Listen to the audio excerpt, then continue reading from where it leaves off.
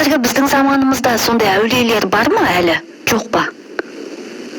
Қалай ойлайсыз? Бар десем ба, жоқ па десем қояды. Негізі көп жағдайда ешкім ештеңе айтпайды.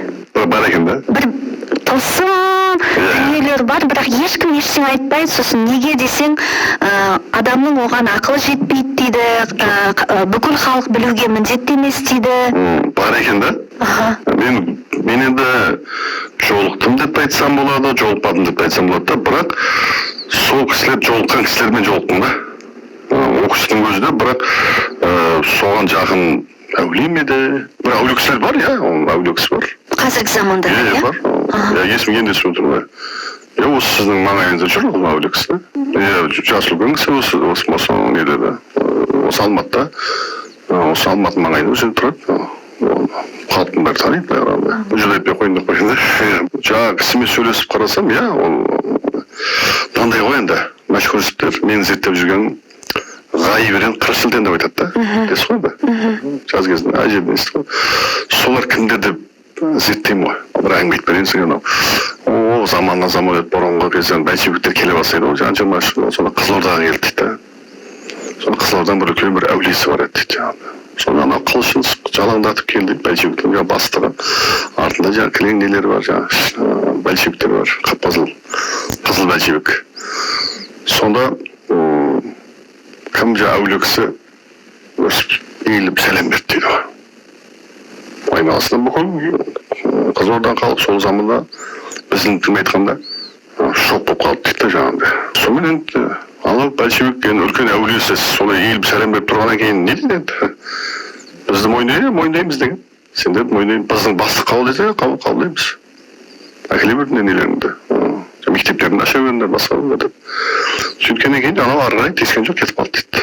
Халық аман қалды дейді. Сол халық өніп содан көбейіп отыр ғой, нәпсі қырылып кетеді дейді. Содан жаңағы жерде енді анауысы бар, мынауысы бар, мен сияқты қазағы бар, жаңағы сұрақ қоятын бар. Соны сұрамаймын, сіздер әулие деп жүрсек, не болды? Кәпір большевикке басыңыз иген деп. Сонда айтты, жоқ, мен кәпір большевикке басым иген жоқпын деп айтты. Оның артында, жаңағы большевиктің бастығының артында ғайыберен қырық шілтендер тұрды деп айтты. Оны сендер көрген жоқ, мен көріп тұрмын. Ғайыберен қырық шілтендер осыларға тізгінді беріп қойды. Олар енді сол 70 жыл сендер билейді. Бұдан 70 жыл құтыла алмайсыңдар. Осыларға бағынасыңдар болып. Соған шыдайсыңдар. Діндеріңді өздерің сол тығып ұстайсыңдар. Дәстүрлеріңді аламайды. Дәстүрлеріңді теспейді. Діндеріңі бірақ десе, бірақ діндеріңді өздерің дәстүрге айналдырып жіберіңдер де отыра беріңдер. Бұл не десе дәстүрін өздеріңдер. Иманыңды іштей сақтаңдар. Содан кеше енді Мұхтар Әуезовке шейін бәрі ұстанып берді ғой. Іштей ұстанып, қонаевқа шейін бәрі жасырып намаз оқып сөйтіп берді ғой. Ұстанып берді ғой.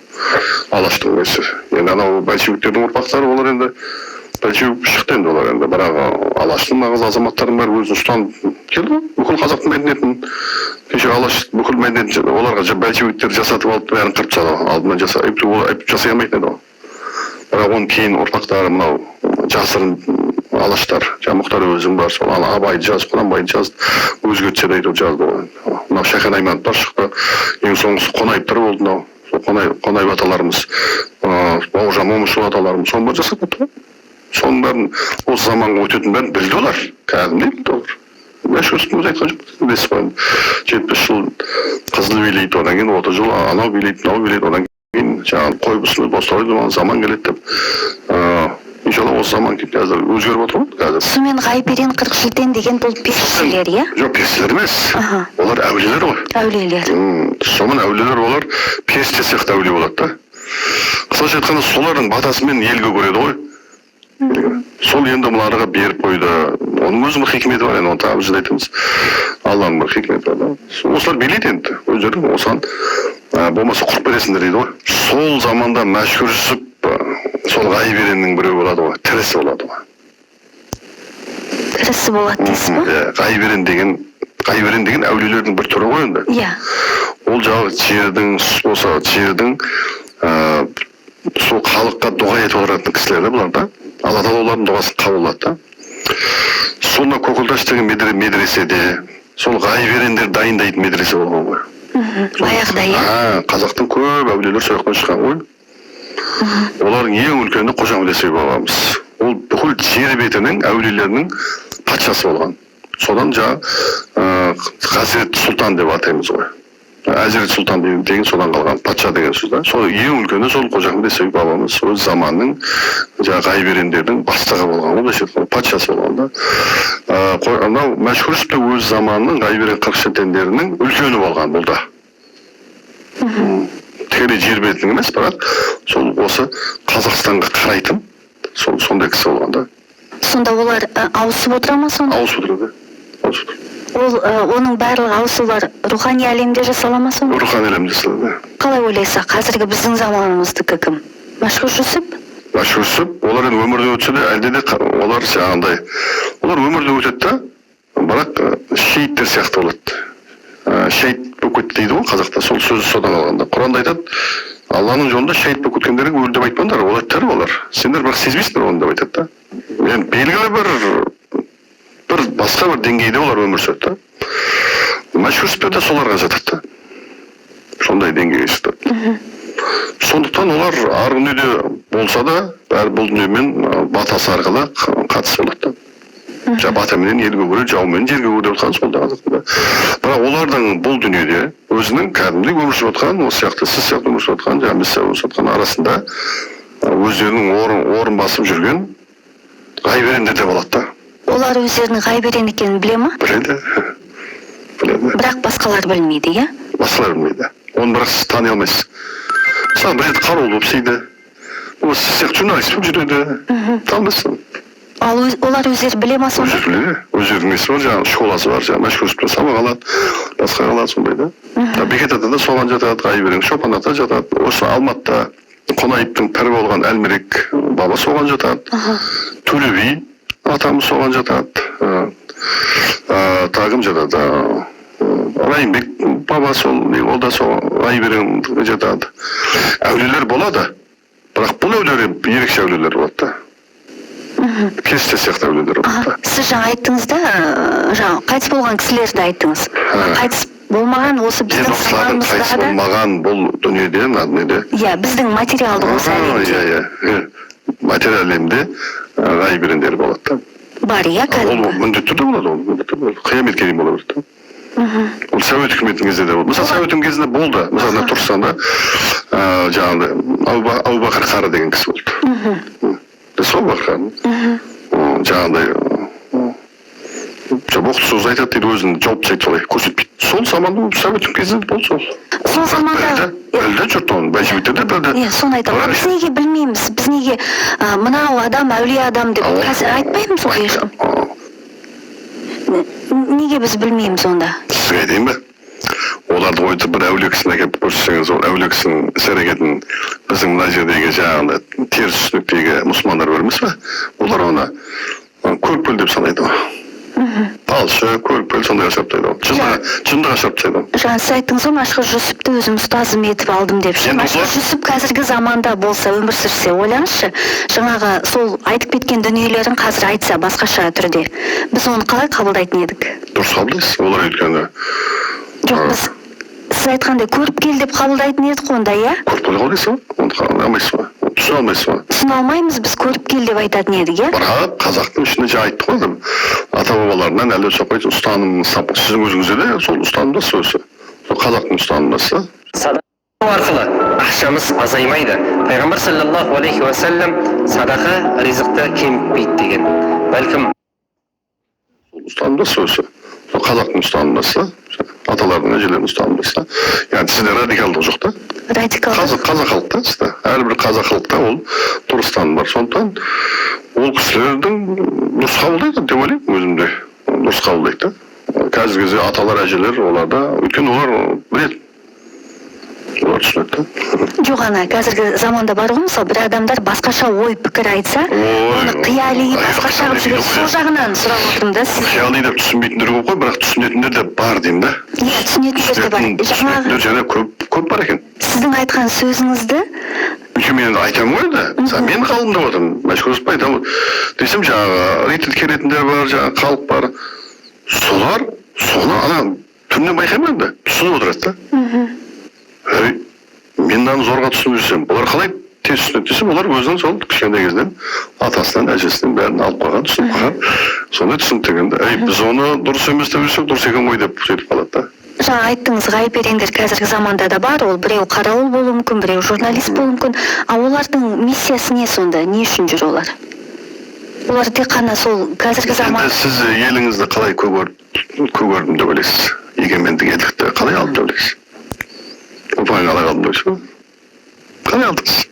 Егеменді ел осы, жаңа мемлекет құрыватсыз, жаңа Қазақстан деп отырсыз, керемет жастар келіп жатыр.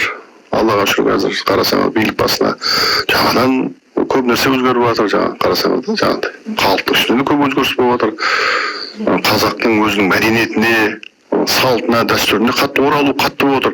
Тіпті қазақтың мәдениетіне, салтына әлем қызығып отыр. Кеше Бозжыраның өзін жаңағы Жекешан дейме, басқа дейме, әлі сіз көресіз, бүкіл әлем қазаққа келіп қайран қалатын бір заман келе жатыр қарасаңыз. Осының түбінде не жатыр деп ойлайсыз? Сіз бен менің еңбегім ба?